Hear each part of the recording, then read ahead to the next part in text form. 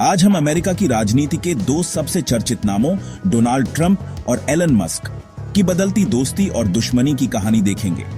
कभी Musk Trump के बड़े समर्थक थे, यहां तक कि 2024 के चुनाव में मस्क से जुड़े पीएसी ने ट्रंप की जीत के लिए करोड़ों डॉलर झोंक दिए।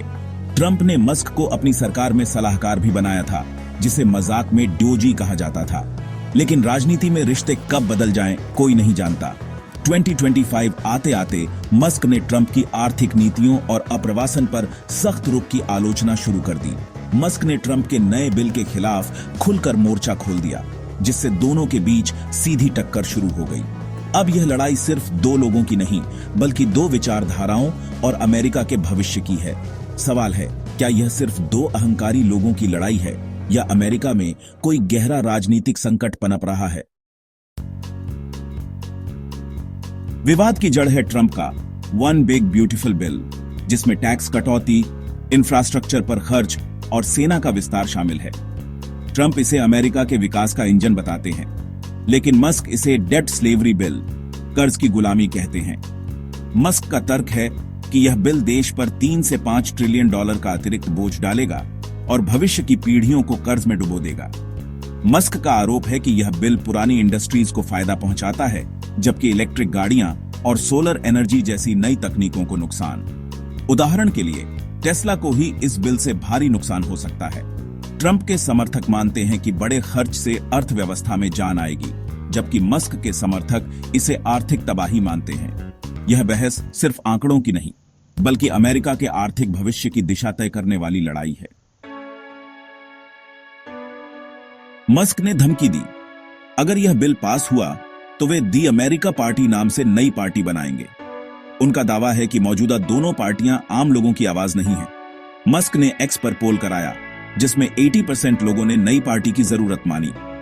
उन्होंने रिपब्लिकन पार्टी को पॉर्की पिग पार्टी कहकर फिजूल खर्ची का प्रतीक बताया और बिल का समर्थन करने वाले नेताओं के खिलाफ फंडिंग की धमकी दी।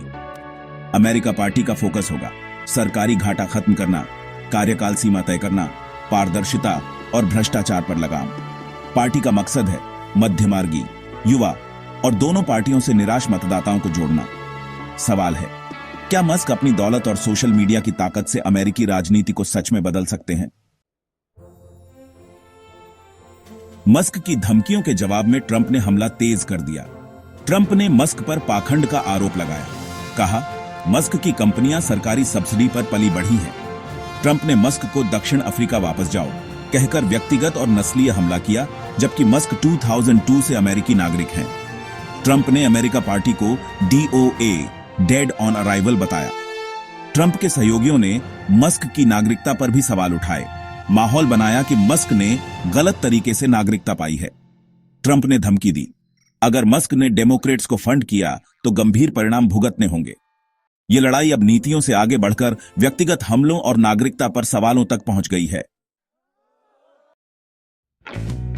क्या ट्रंप सच में मस्क को देश से निकाल सकते हैं? कानूनी तौर पर यह लगभग नामुमकिन है।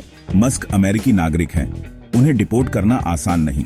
ट्रंप प्रशासन मस्क की कंपनियों की सब्सिडी और सरकारी अनुबंध रोक सकता है, जिससे टेस्ला जैसे बिजनेस को झटका लग सकता है। लेकिन स्पेसएक्स जैसी कंपनियों को निशाना बनाना मुश्किल है, क्योंकि वे राष्ट्रीय सुरक्षा से जुड़ी हैं। मस्क ने ट्रंप पर पलटवार करते हुए कहा, सरकारी अनुबंध राजनीतिक वफादारी पर नहीं, योग्यता पर मिलने चाहिए। यह लड़ाई अमेरिका के रूढ़िवादी खेमे को दो हिस्सों में बांट रही है। एक तरफ ट्रंप की लोक लुभावन राजनीति, दूसरी तरफ मस्क का वित्तीय अनुशासन। अगर मस्क ने अमेरिका पार्टी बनाई तो रिपब्लिकन वोट बंट सकते हैं, जिसका फायदा डेमोक्रेट्स को मिल सकता है।